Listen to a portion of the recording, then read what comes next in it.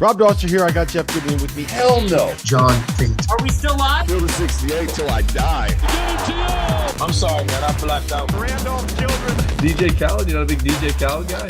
Hands thrown up and in. Goodman needs to be fired all the time. Josh Pastner. You're going to beat people straight up. You know the deal. They have no swag. They have no nothing. Terrell McNeil. From the bluest of the blue bloods to the smallest of the mid-majors. This is Field of 68 after dark. Hello and welcome to the Thursday evening edition of the Field of 68 After Dark. We are live here on YouTube and streaming over on the Stadium app. My name is Rob Dauster. I got Jeff Goodman with me here today. We got a lot to get to, Jeff. We are going to hear from new Oklahoma State head coach Steve Lutz, one of the recent additions to our Off the Carousel series, which you can find on YouTube and on our podcast feed, anywhere that you can get podcasts for absolutely free. We're interviewing every new Division I head coaching hire here during the offseason to get a feel for what it's like taking over a new job in the name, image, and likeness era and the transfer portal era of college basketball, which is not always an easy thing to do. And we are going to end the show with a nice, long SEC offseason reset. We're going to break down what's happened at Kentucky and happened at Arkansas and happened at Alabama and hit on a bunch of those programs that we haven't dove into as deep during the offseason. Mississippi State's had a great offseason. Auburn's had a great offseason. Ole Miss has had a great offseason. I would say overall, Jeff, the SEC is quite a bit of winners. And we're going to talk about Van-Allen Lubin committing to North Carolina. That happened just before we set to record today. But before we do, I want to talk to you about Villanova, because I think the Villanova situation that we're wait. Before we start, you haven't made any comment on my new glasses. Do you like them? Do you hate them? I mean, Talia told me I looked old in my other glasses, so I got a new pair. I'm hoping to take some years off me, and you tell me how great I look, and I look young, and what's the verdict? You look like Anderson Cooper got hit in the face with a 2x4 is what it looks like right now. Are you telling me to get rid of the glasses? I'm just saying, look, man. Or it won't matter. Is what you're saying it doesn't matter what I wear? Yeah. You can spend all you want. You're still going to be Jeff Goodman. That's the biggest problem. That's the biggest thing you got. That's the biggest issue you got going for. It's not your style. They are better than what you normally wear, though. So I will give you credit. I was going to go with a Pat Kelsey look. You know, the Pat Kelsey glasses. I couldn't pull it off. There's a lot that you can't pull off. Including Kyle Neptune's suits. How do you like that segue? Including Kyle Neptune's suits. So let's get into what's happening right now with Villanova and with Kyle Neptune, because as it currently stands, there are 8 players that are committed to play there next year. Max Shulga, one of the better lead guards in the portal, had committed to Villanova and ended up pulling his name back out of the portal, decommitted, and will be returning to VCU. So as things stand in this moment, it looks like the Villanova roster is going to be Jordan Longino, Nana Njoku, Tyler Perkins, a transfer from Penn, Jameer Brickus, a transfer from LaSalle, and 4 freshmen, Josiah Mosley, Matthew Hodge, Malcolm Thomas, and redshirt Jordan Dumont, which leads me to believe that this is going to be a rough season on the main line. What the hell is happening at Villanova right now, Jeff? Well, I'm not convinced that Eric Dixon won't be back for another year. You know, I think there's a chance. I haven't heard anything, but I would think he comes back for another year with big NIL, because they've got that now, right? Villanova's got a lot of money back because they didn't really get anything done in the portal. And again, these situations aren't all that shocking. Like Mike Woodson's deal is really surprising, right? That he got the NIL that he got being on the hot seat right now. Not winning last year, you know, Scott Dolson, their AD, having to come out and basically give him, some support that he's going to get another year. And their boosters still fork over $4+ million for NIL. That is surprising. Well, Villanova, that didn't happen. It happened a year ago. They gave him $3 million+, and he didn't do anything with it. They were a disaster. So you wonder how much this year those same people said, hey, you know what? We don't think he's the right guy, so we are not reaching into our pockets again and giving you this boatload of NIL that you need in order to be competitive at the highest level. And that's what the roster certainly looks like right now, Rob. Yeah, and I also think part of the problem is that players and the people advising these players that are entering the portal are aware of some of the successes and some of the issues that are currently facing the players that are in and on those rosters, right? Khalil Ware enters the portal last year, transfers from Oregon to Indiana, and goes from being a guy that was seldom used at Oregon to a guy that is a projected like late first, maybe early second round pick after going to Indiana, right? You look at what happened with Trey Jackson Davis. You look at what happened with Jalen Hood-Schifino. So while you weren't necessarily getting the wins, you still had players that went there and kind of outperformed or lived up to expectations that they had coming in, right? You look at what happened with Villanova.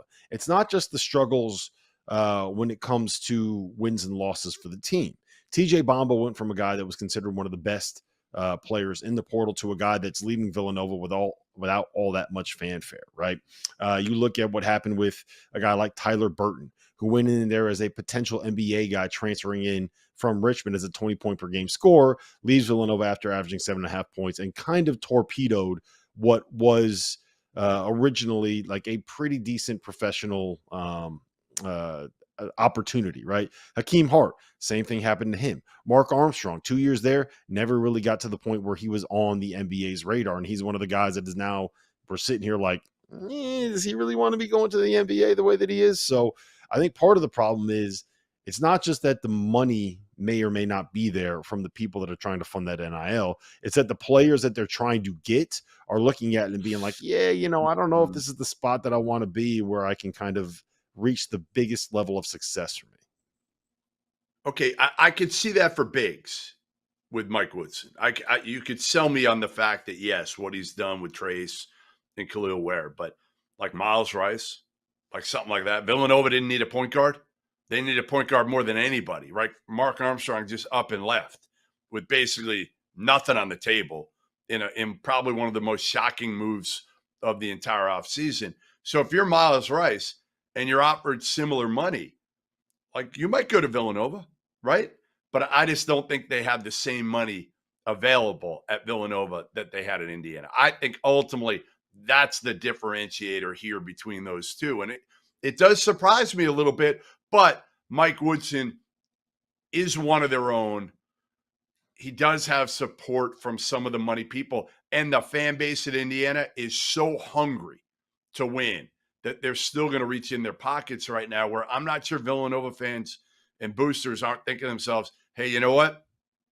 If we don't give him money, maybe we can get Jay Wright back. Maybe we can convince him to come out of retirement. They're not going to. But maybe in their crazy lunatic minds, they're thinking, hey, if you know what? If we say to Jay, hey, we'll give you a bankroll of $5-6 million, we'll save our money. We're not going to shell it out for this year for a guy that might be a little bit, I don't know if lame duck coach is the right word, but like kind of. I mean, his roster, even with Eric Dixon, does not look like one. Like, where would you put it right now in the Big East? You're talking like roster-wise. Where is it? The good news is that there's virtually zero chance that Villanova finishes at the bottom of the Big East, because there are a couple programs that have a long way to go to catch up that are currently at the bottom of the Big East. There are two teams at the bottom of the league that finished a combined 2-38 in league play in Georgetown and DePaul. And the two wins that Georgetown had were the over gap DePaul. has closed. Nobody else. I mean, right now, if Eric Dixon doesn't come back to Villanova, Rob, that roster you're looking at right now, is there a chance? Is there a chance that roster they could finish in the bottom of the Big East? I mean, there's always a chance, right? There's absolutely a chance that they could finish down there. There is, if Eric Dixon doesn't come back, like I don't even know what Villanova is going to end up being. Speaking of bigs coming back, I do want to give a little bit of credit to Hubert Davis, who went out and got a pretty interesting transfer in Van-Allen Lubin from Vanderbilt. We talked about it probably 2 weeks ago when we were talking about winners of the offseason, how getting back RJ Davis was huge, but there's still kind of a void at the 5 spot. And while Van-Allen Lubin is not exactly Cliff Amori, he is a guy that averaged 12 points and 6 boards in the SEC this past season. I think he is a guy that can do an adequate job there. And when you look at what is kind of put around on the perimeter for North Carolina, I'm still in on this team as a top 5 team. And I think that Van-Allen Lubin is a nice pickup for him. That's probably going to go under the radar a little bit. Yeah, I mean, again, you like their backcourt. I mean, they got like four dudes in the back, right? I mean, RJ back, Elliot Cadeau, who's now a sophomore, and he was really good as a freshman, reclass freshman. You're bringing in a freshman who we saw, I think, last summer. I think you were there, and Ian Jackson, who's talented as hell. Seth Trimble's back. So, like, those 4 are really good. Jalen Washington just needed some help up front.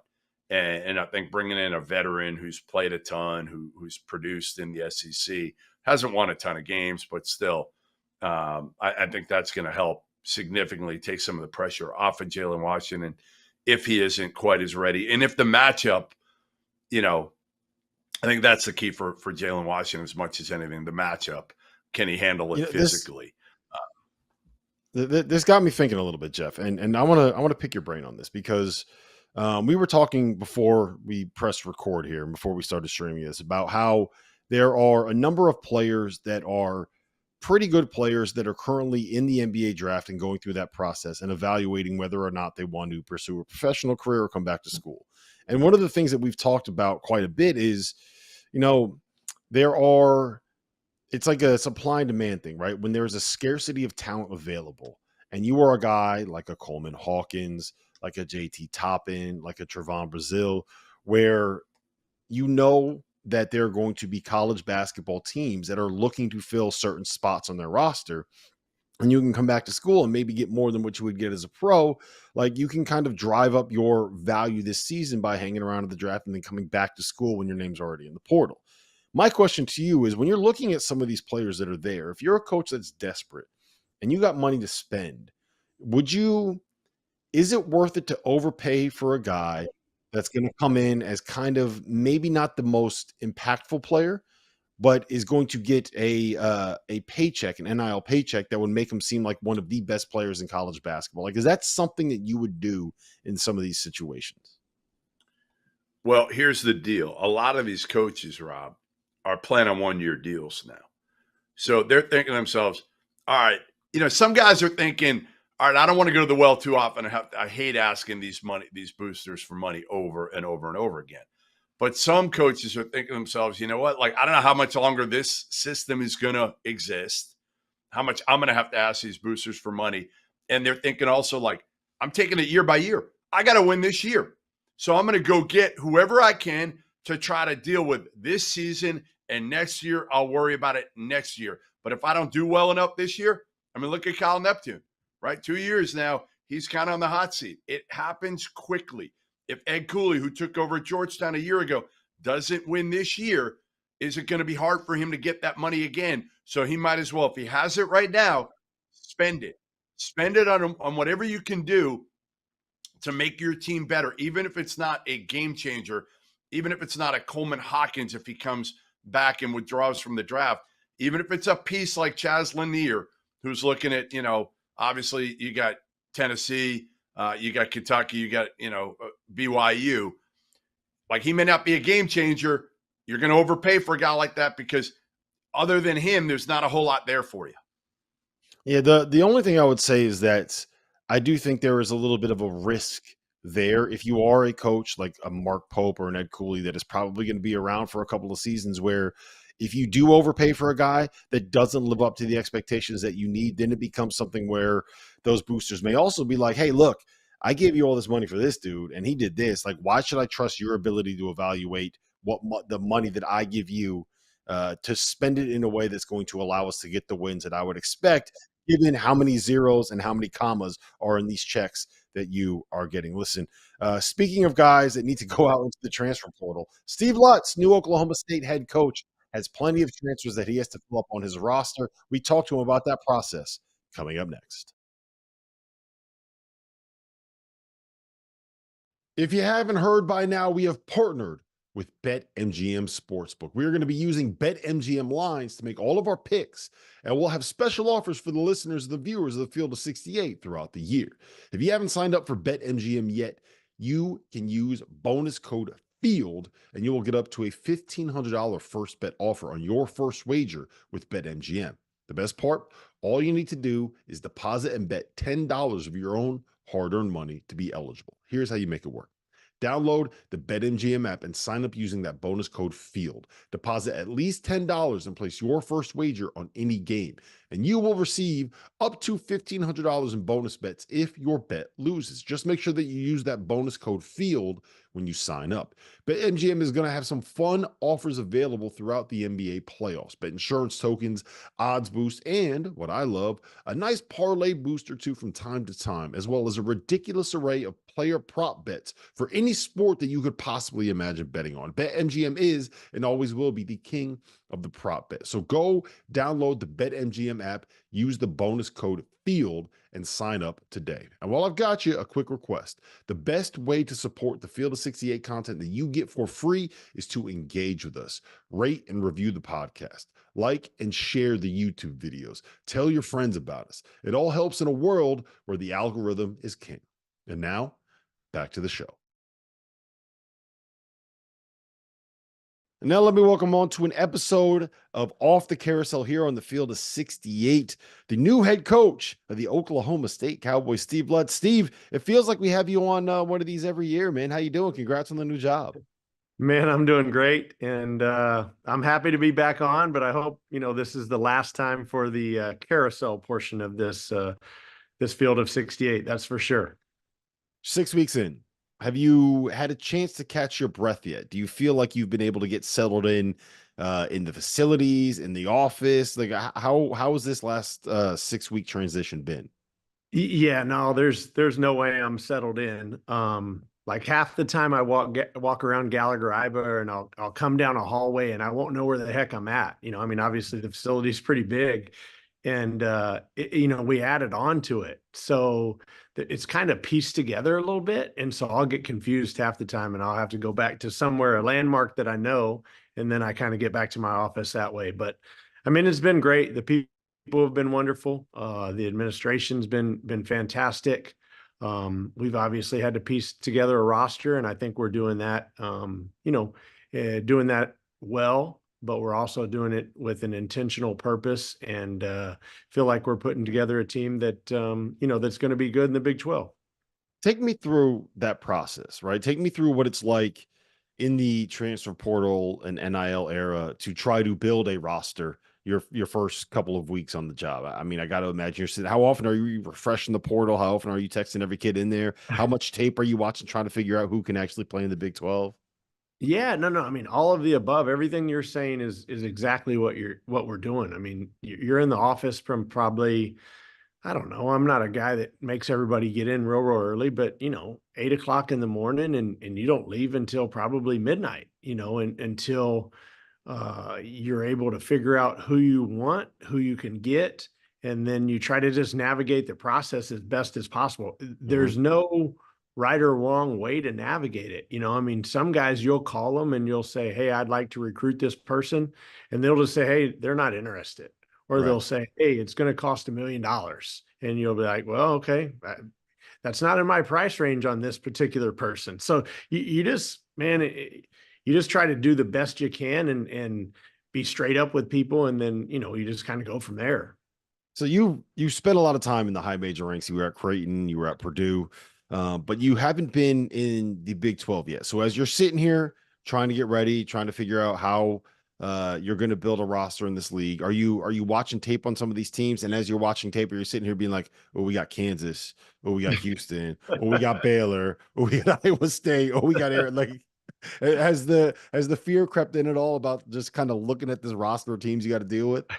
Well, you know what? So we had the Big 12 meetings in Scottsdale on the last 2 days of the recruiting period of all times. But so I'm sitting in that room and I'm looking at Scott and Kelvin and Coach Self, and I'm saying to myself, holy smokes, where are the winds coming from, And that's kind of your aha moment. I have looked through their rosters. Obviously, being a basketball junkie, you watch hoops all the time. And, now instead of watching other people from the Big 12 and trying to maybe steal a concept or an out of bounds play or a a set out of a timeout. Now you're trying to figure out, okay, I've got to make sure I have the roster that's intact to beat these guys. And, when you're building rosters, I still say the same thing. I mean, you've got to get guys that fit you. You've got to get guys that fit your system. And obviously we play pretty fast. So I've got to have guys that can run and move and pass and handle the ball, but you've got to have the right people. And, I'm just like anybody else. I'm not about taking a lot of low character people. I want to be around guys that are fun to be around, but having an intense desire to win the Big 12 and go to the NCAA tournament. It's been done before and it can be done again. And I really do believe that it can be done quickly. So how do you go about doing that? What is this something where you're trying to build a team that can win immediately? Is it something where you want a competitive team this year where you're looking forward and trying to make sure that you can develop that culture? Like you've been at 2 programs at the high major ranks in Creighton and Purdue that I would argue have as good of culture and as good of a kind of player development pipeline as you're going to find anywhere in college basketball ever, point blank period. Yeah, for sure. How do you balance that? Yeah. I mean, you balance with, talent and character, right? You've got to have a lot of both. And, there's certain guys that still are about the name on the front of the jersey instead of the back, right? And you've got to figure out a way to find those guys and get them to buy into what you're selling. And then you've got to then recruit them and get them. But when you get the job, the first thing you're trying to do is you're trying to hang on to players, right? The portal's open and you've got good players on the roster. Coach Boynton and his staff had good players and I'm trying to hang on to them. And we were able to hang on to a few of them. And, but then once they decide, the other ones decide they're going to leave, man, you just got to go get somebody to replace them. So right now, I think we're sitting at enough for 5-on-5. We've got 10 players. And now we've got to get 3 more. So we've had some guys in for visits over the weekend and this week, and we're waiting on some decisions, and hopefully we'll get those here before the dead period begins next week. But man, it's an interesting process, and I don't know that I have all the answers for you. That's a good sign that you're not going to have to jump in there and run the 2 and practice on the practice squad. So that's always a positive. I wanted to ask you about Peyton Mack because I think that those are 2 of the best basketball minds. Like I love watching what Coach McDermott runs. I love watching what Coach Painter runs, and I think that they're both versatile in the sense that they change what they do based on their personnel and they're not necessarily married to a certain style of play. Like you look at what you guys did in 2019 at Purdue and the way that you played with Carson Edwards versus what you've done with Isaac Haas or Zach Edey. And it doesn't look like the same coach is running those 2 offenses, right? So what have you taken from them in terms of the way that you want to play? Well, first of all, I have a concept of what I want, right? And so I try to recruit guys that fit our system. Obviously we led the country in tempo last year at 75 possessions and averaged 80 points. Now, is that going to be applicable to the Big 12? Man, I don't know. But we still want to play fast and play in transition, just like I've always done. But like you said, and I had this conversation with a recruit and his family literally just 2-3 hours ago before they left campus. My job ultimately is to make the best decision for Oklahoma State and whatever it's going to take to win. And that means, if that means I need to play 3-point guards, play 3-point guards. If I need to play through the post because, you have really good post players that can score, then we're going to play through the post. But in college basketball, I mean, still the layup and the dunk's your best shot, and then step in threes they're going to be second. So if you can play in transition against an unset defense, man, that's going to raise your chances to score quickly and to get good shots. But those 2 guys, I mean, just watch what they do. If like you said, if Zach Edey and Isaac Haas, if those guys need to touch the ball 15 times a game, they touch the ball 15 times a game. And the same with McDermott. I mean, he's had years where he had, a guy named Justin Patton, who's a one and done, but he's not a back to the back basket player, right? We played him facing up the rim a lot and played him in the trail position a lot, versus Ryan Kalkbrenner is one of the true rim protectors and is a good back to the basket player. So, man, you just have to adapt to what you have and then get those guys to play hard and to play the right way. And if you do that, most of the time things are going to work out in your favor.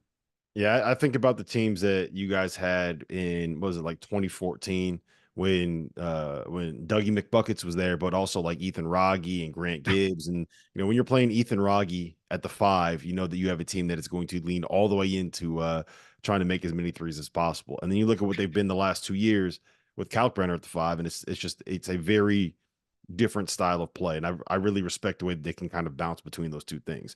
Speaking of bouncing between those two things, I think you were the defensive coordinator at Purdue. Am I remembering that correctly? Was that because you are a defensive guy, or is that just kind of the job that you had assigned there? And how does that kind of help you transition into being the head coach, where you now have to assign people into those specific roles? Yeah, no. I've always kind of, as an assistant coach and just in basketball in general, I've always looked at basketball from the defensive lens. But then the crazy thing about it is, as much as I'm a defensive person, once you get your head coaching job, all you care about is offense. You're trying to figure out, okay, how can I score? And what keeps you up at night is not having enough points to beat the other team. Because I think that the defensive part of it, those are your core values and your fundamentals.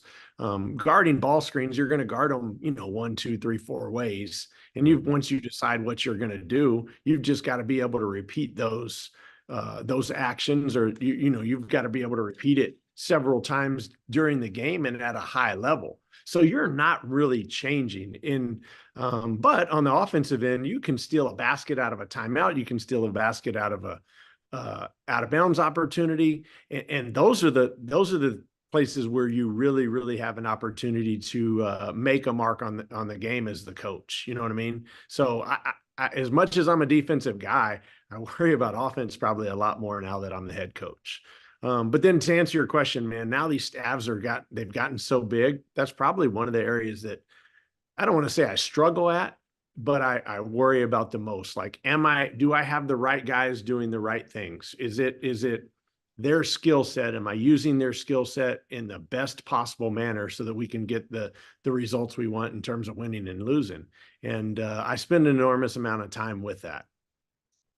You've been around 2 of the greatest college basketball players that we've ever seen in Doug McDermott and Zach Edey. What did they have that allowed them, and not just greatest players, like greatest success stories, right? Zach Edey was, I think it was the 436th ranked recruit or something like that. No one saw him being what he turned into when he was a 16-year-old in high school. And then McDermott wasn't even the best player on his high school basketball team. He had Harrison Barnes there with him. So what was it about their player development that you saw, and what can you kind of take from that and translate it to your teams now?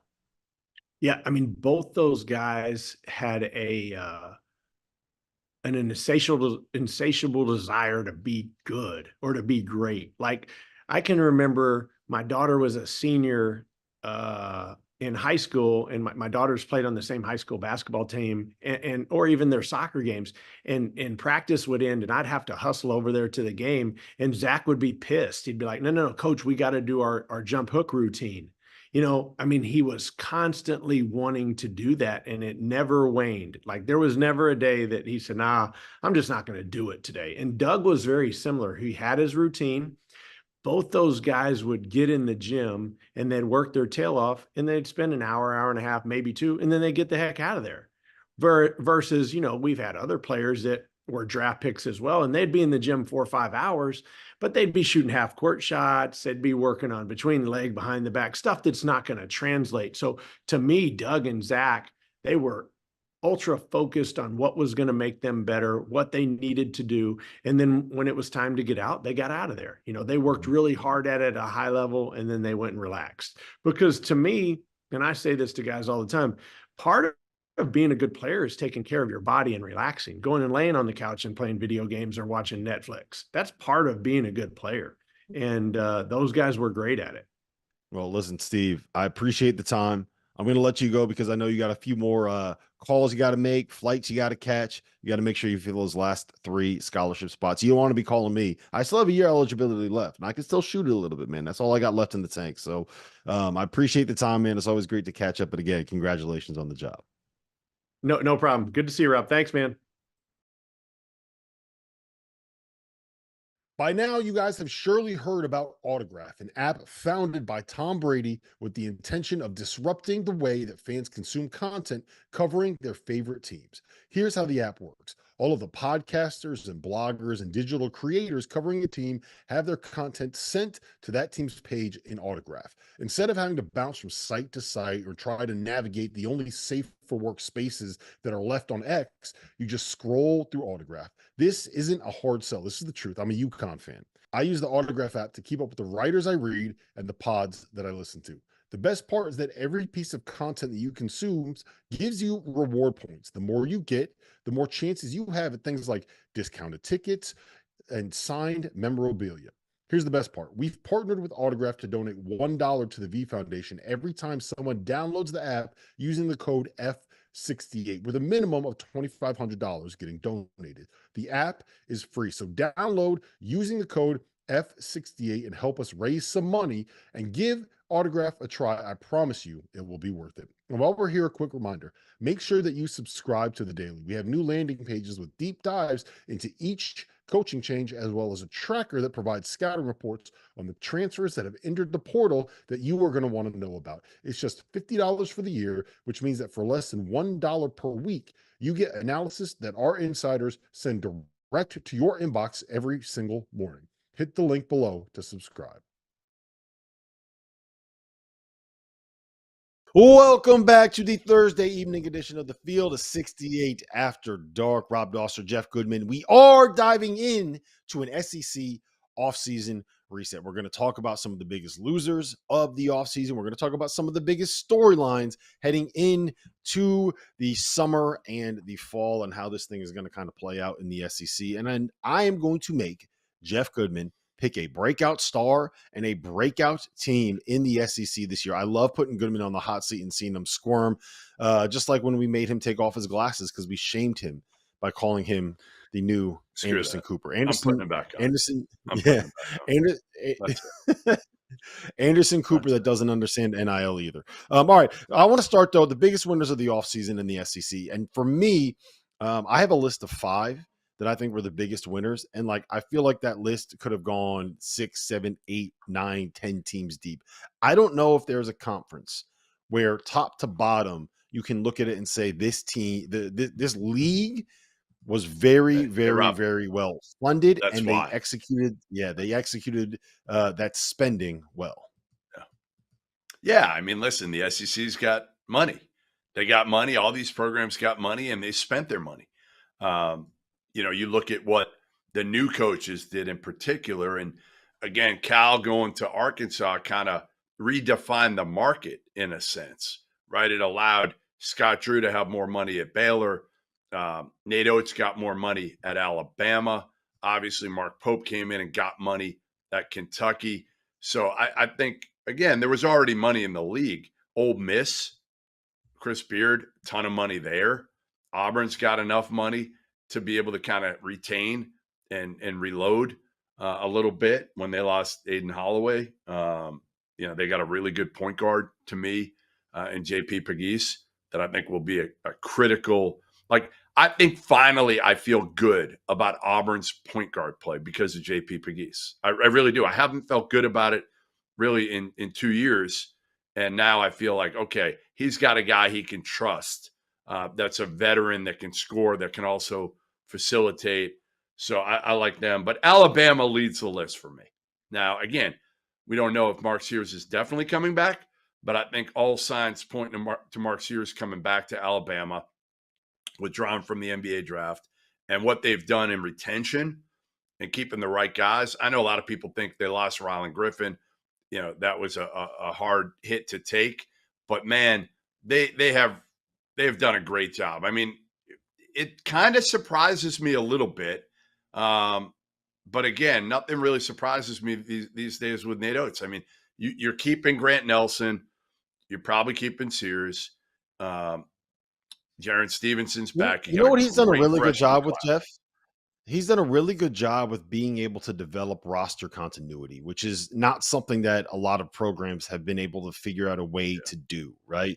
Like if Mark Sears comes back, it'll be year 3 with Mark Sears. He's getting year 2 with Grant Nelson, year 2 with Latrell Wright. So Jaron Stevenson is a guy that could be there 2, 3, 4 years, depending on how quickly he develops. You're looking at a guy like Aiden Holloway, who will probably be there a couple of years, right? Especially if Mark Sears comes back, you're probably looking at 2, maybe 3 years from a guy that is a McDonald's All-American or a former McDonald's All-American.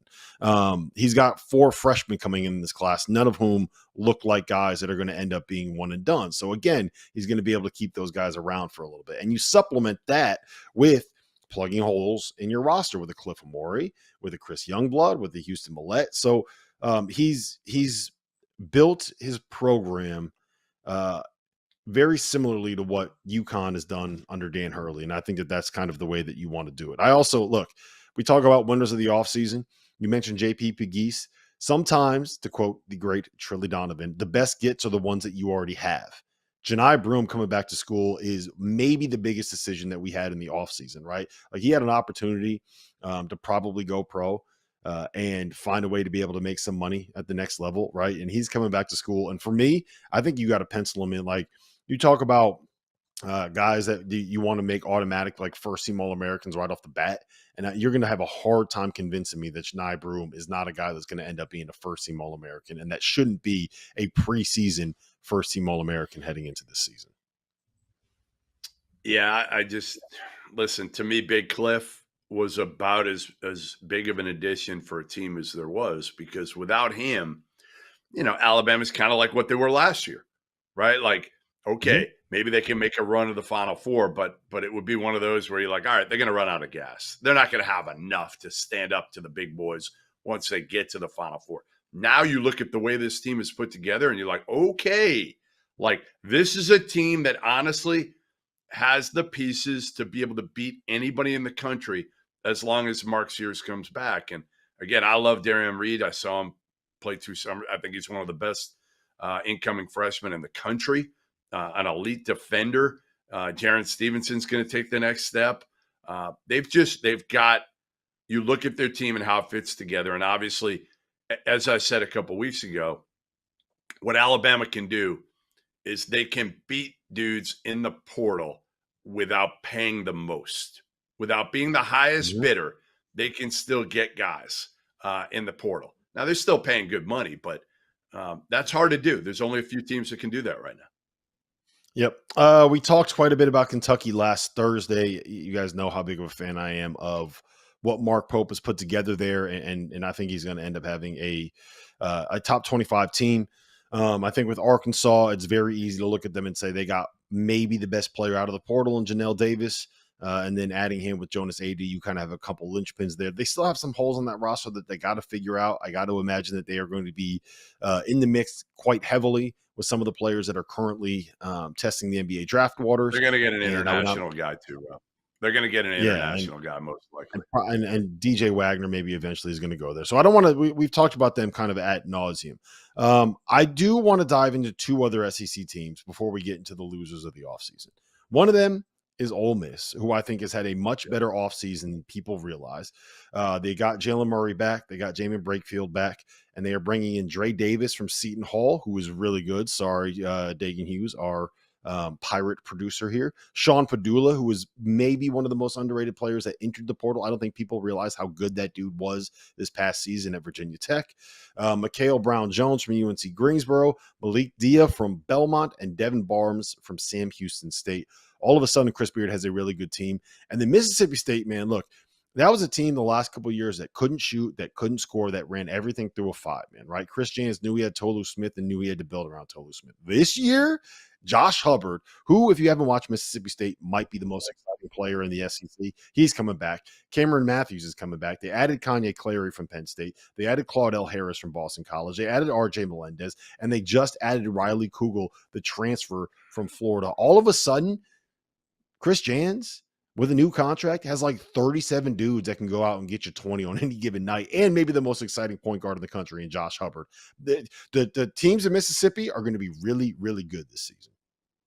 I think you should move down to Mississippi. Honestly, To me, I might I'm in favor of it. You moving down to Mississippi, my guess is your family might not be in favor of it.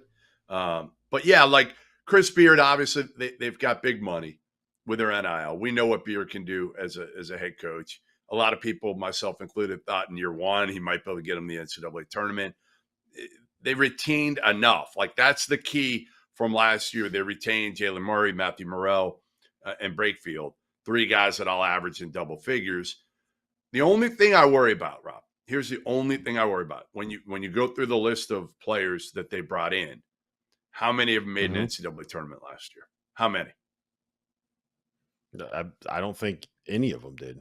Did they? No, that's right. I don't think any of them. No, I don't think any of them. You got Seton Hall, didn't make it. UNC Greensboro didn't make it. Belmont didn't make it. Virginia Tech, as good a year in the numbers that Purdue put up, they were for a team that didn't win a lot of games. So that worries me a little bit. It's going to be interesting because obviously Beard has been a hell of a coach everywhere he's been. But does he do it like he was doing it when nobody else was, right? He was doing it when nobody else was, throwing teams together with all these different pieces and figuring it out on the fly. We saw it last year with Eric Musselman. He did it every year too, and it ran out. It kind of ran out last year. And I talked to Muss about it a little bit in Indy this past season, and even he was surprised. And I think he took it for granted that he could just throw this collection of players together and he would just figure it out, especially in January. We'll see if this happens with Chris Beard now in Oxford, if he can do it in year 2 and throw this collection of players together. And they're talented and they're experienced and they should be a tournament team, but this league is a beast this year. Yeah. Losers of the offseason. We'll get to this a little bit more after the break, but I want to start, and I don't know if you necessarily agree with me here, but I think I'd probably have Tennessee near the top of the list. And I don't think it's necessarily There's one ahead of them. There's one ahead of them. Who? Clearly. Oklahoma. Oklahoma was the biggest loser to me in the offseason, right? I mean, you look at it, they lost Uzan, they lost Owe, they lost McCollum, and they swung and they missed on Kadari Richmond, which baffled me that they would even go after a guy like that because you're not beating St. John's for Kadari. He was going to stay close to home. So you end up with a bunch of dudes that, Duke Miles from High Point, nice player. Kobe Elvis, good player for Dayton. They don't have enough. They don't have enough. And, I think Porter Moser, I'm not sure how long he is for Oklahoma anyway. You wonder after this year if he'll have enough pop to be able to get out and get another really good job if he wants to anyway. Yeah. Oklahoma was one. I had 3 teams written down for losers. The other one that I would have Tennessee and South Carolina. We can kind of go into these as well, but South Carolina, we'll talk a little bit more about Tennessee on the other side of the break, but with South Carolina, I feel for Lamont because he was able to finally get this thing going based off of the likes of Michie Johnson and some of these other guys that come in. And then all of a sudden, Michie Johnson up and decides after he kind of rebuilt his standing in the eyes of college basketball coaches, returned to Ohio State after going to South Carolina and kind of figuring it out down there. They lost Talon Cooper, a.k.a. Teflon Cooper, and they lost B.J. Mack. And some of the guys that they're bringing in are good, like Nick Pringle was okay, and Jordan Butler is a guy who's 7 foot and shoots it and, has some potential there. And Jamari Thomas was really good at Norfolk State, but I just don't know what they have there, man. I'm worried about South Carolina this season. So, yeah, Jamari Thomas. Jamari Thomas second. Is going to be the key for them. He's going to be the key. Jamari Thomas will. All right. Yeah. So we'll get into more on Tennessee on the other side. We're going to talk about X factors for the SEC, and Goodman is going to predict his breakout stars and breakout team. That's next.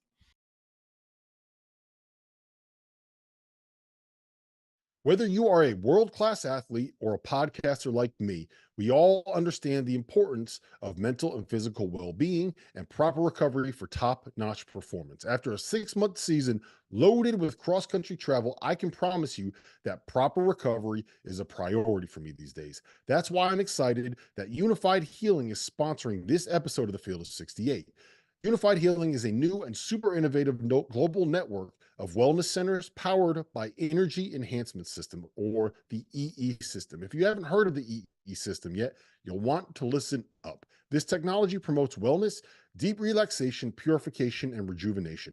Whether you're here in New Jersey or at one of the hundreds of other locations across the globe, access to a center is easy and affordable. If you're interested in experiencing the EE system technology for yourself, go to unifiedhealing.com/unified68 to learn more and find a center near you. That's UNIFYDhealing.com/UNIFYD, the number 6, the number 8. No material or testimonials on the Unified Healing website are intended to be viewed as medical advice or as a substitute for professional medical advice, diagnosis, or treatment. Always seek the advice of your physician or other qualified healthcare provider with any questions you may have regarding a medical condition or treatment and before undertaking a new healthcare regimen, including the EE system.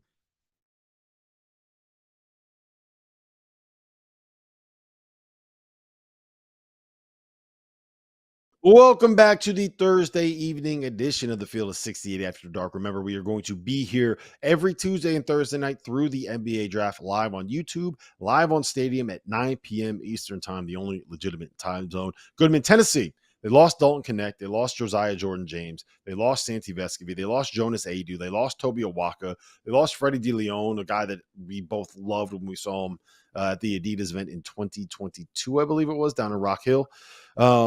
I think that there are still good pieces there when it comes to the Vols and when it comes to Rick Barnes. But when you lose a guy that's a potential top 10 pick and a first-team All-American and replace him with a Hofstra transfer, a Charlotte transfer, and a guy that was a backup big at Ohio State, that's not exactly lighting the world on fire for me, especially when you lose a couple of really cornerstone program guys in Josiah Jordan-James, Santi Vescovi, Jonas Adu, players like that. But you did add a guy named Darlinstone. You did. I mean, like it sounds pretty good. Like, you can't argue with that. Now, he isn't Dalton Connect. And again, nobody knew Dalton Connect was Dalton Connect a year ago at this time. I'm not sure they found another one like that. I talked to Rick a little bit this past week, and even he said, like, we had no idea we're getting that from Dalton Connect. But they'll be good again, and I actually like their front court. JP Estrella was terrific in limited minutes last year. He'll take a jump. Okpara, long, athletic, not going to give you a ton offensively, so you're going to need a lot of scoring from those other spots. But, yeah, they'll be good. I don't know if they'll be great. That's why they're trying to get Chaz Lanier right now. They need another dude. They're probably missing a piece. And, again, they got some money left over. So we'll see. Can they make a run at somebody here late, whether it's Lanier or somebody else who pulls their name out of the NBA draft and is in the portal? What if they added Coleman Hawkins? Would that change your tune on them a little bit, Rob? A little bit, and I do think it would be a good landing spot for Coleman because of his versatility. Yes. Like he kind of does a lot of similar stuff that Josiah Jordan-James did in terms of the way that he could be utilized, except he's bigger, he's more athletic, he's probably a better passer, he's probably a better shooter, he's probably more talented. So I think that would be a very interesting spot for Coleman to land. The one thing with Coleman is I think that he is a guy that is at his best when there is talent around him that he can kind of set up. Like, I don't think you want him to be the guy that has to go out and try to score 25 every night. I think you want him to be the guy that has to go out and try to get a triple-double every single night. I think that's where you kind of utilize his skill set best. And I just don't know how much talent there is around him there. You know what? I mentioned storylines earlier. The thing that's going to be really, really fascinating to me in this conference is like the level of rivalry that we have heading into next season for teams that have a chance to be really good, right? Like I think you can put together an argument that both Alabama and Auburn have a chance to win the SEC next season, right? I think Alabama has a chance to be the number one team in the country with Mark Sears. Auburn, to me, has a chance to be like top 10 good if it all comes together. That is going to be a fun rivalry and a fun rivalry game to watch next season. Arkansas and Kentucky. That is a nice little budding rivalry, a little bit of budding hatred there because John Calipari left Kentucky and went to Arkansas, and now those two fan bases have spent the last 2 months just arguing with each other nonstop. I think it's all been in my mentions on X and all my comments on Instagram. I think that's where all the arguing has happened, but that's a fun one to follow. And Ole Miss and Mississippi State, like there's a little bit of dislike between those two schools, and both of them have a chance to be. And tell me if you think I'm crazy. I think they both have a chance to be top 25 good. I love all of the rivalries that we could end up getting in the conference this year.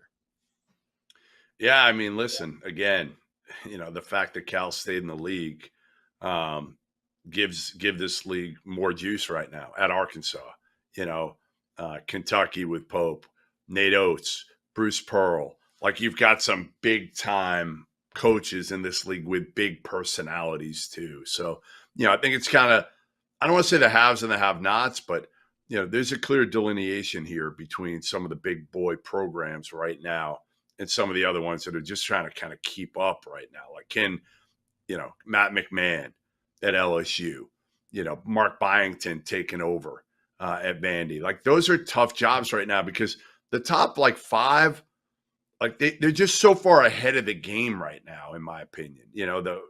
I guess you're going what in some order: Kentucky, Arkansas, Alabama, Auburn, Tennessee. I guess are your top five now. Am I forgetting anybody? In terms of teams right now, I probably would listen to arguments about Florida, Mississippi State, or Ole Miss being in there. More like programs. More like programs and resources and big name coaches and all that. I know obviously Arkansas and Kentucky are starting from scratch right now in their rosters, but overall, I got those you. are You're five. right. Yeah. Yep. The other one that I think is interesting is you're bringing in Texas and Oklahoma into the conference from the Big 12. Texas gets to play Texas A&M again. I think that's probably a bigger deal in football than it would be in basketball. But the two teams we did not mention here, I just want to make sure that we make note of it. Texas A&M is bringing back Wade Taylor. They're bringing back Henry Coleman. They have a chance to be pretty good after giving Houston the fight of their life in the second round of the tournament last season. And Florida, again, look, Walter Clayton is back. I know they lose Zion Poland and Tyrese Samuel and Riley Kugel, but they bring in Elijah Martin, your boy Elijah Martin, and there is still some talent on that roster, especially if the hand loading is able to come back.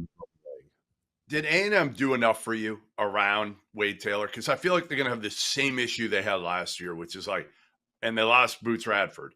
It's give the ball to Wade and let him chuck 40 shots every game. And if he makes them, if he shoots a good percentage, we're going to win. And if he shoots, 3 for 17 or 5 for 26, we're not winning.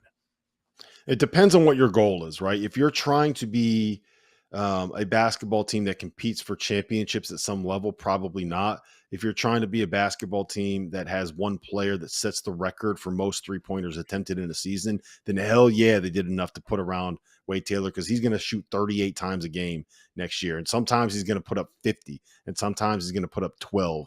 And on the night he put up 50, it's going to be fun to watch. And on the nights when he puts up 12, it might be just as much fun to watch to see how many this dude can get off.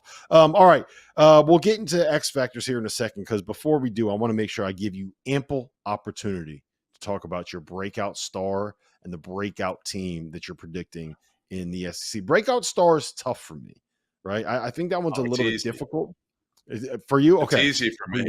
I got an easy one. Big Z. Big Z is going to break out this year. I like it. Remember that debut he had last year? Do you remember the debut he had where he was I will never forget that 1 13-minute his cameo. I will never forget that. That was one of the most fun moments I've ever had watching basketball in my life. And I still think that it is a crime against humanity that in his own building, somebody took away one of his threes because they said his toe was on the line. I don't know how you allow that to happen. Somebody should have gotten fired for that. I think Big Z is going to have a breakout year. I do. I mean, think about it. The dude missed all that time last year. He was thrust into it. He looked like a deer in headlights for much of the time he was on the court, especially defensively. He had no idea what he's doing.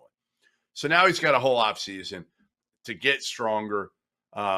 He knows Cal. He doesn't look like he gets rattled by Cal and how, he'll yell at him, scream at him, whatever.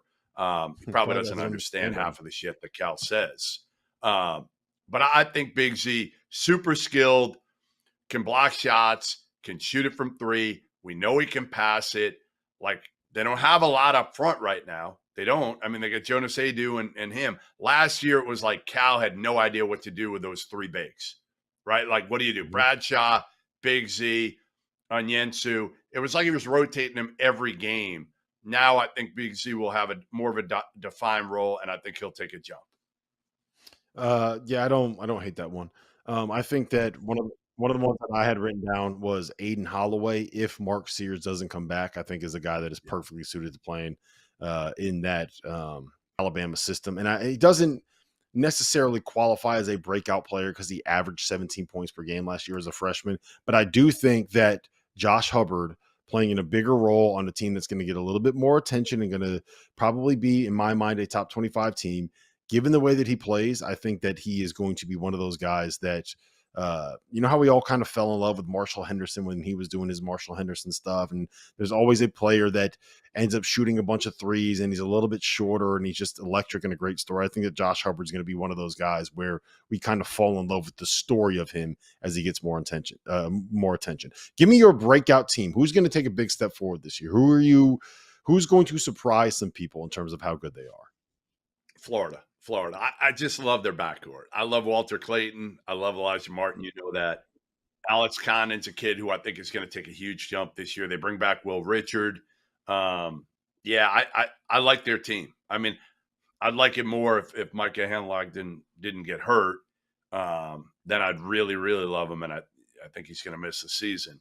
And he was that kind of rim protector, big that they probably could use this year. But hopefully he rehabs and gets back on the court at some point fairly soon. But I love the Clayton Elijah Martin combo in the backcourt. Love them both. Big, strong. They know how to play. You kind of stole mine a little bit. I was going to give Florida some shine because we hadn't really talked about them all that much. One team that we haven't mentioned that I do think is probably a little better than we've given them Missouri before. Well, there's Missouri. They have nowhere to go but up. Right? Correct. That's right. They have nowhere to go but up. I'm not convinced of them yet. I'll buy it when it happens with them as more than just like a 6-14 team in the SEC. But I think that they're going to be better than they were last year. Tony Parkins is a dog. I love Tony Parkins. The other one that I'll just mention is Texas. Bringing in Tramon Mark, I think he's going to be really good for him.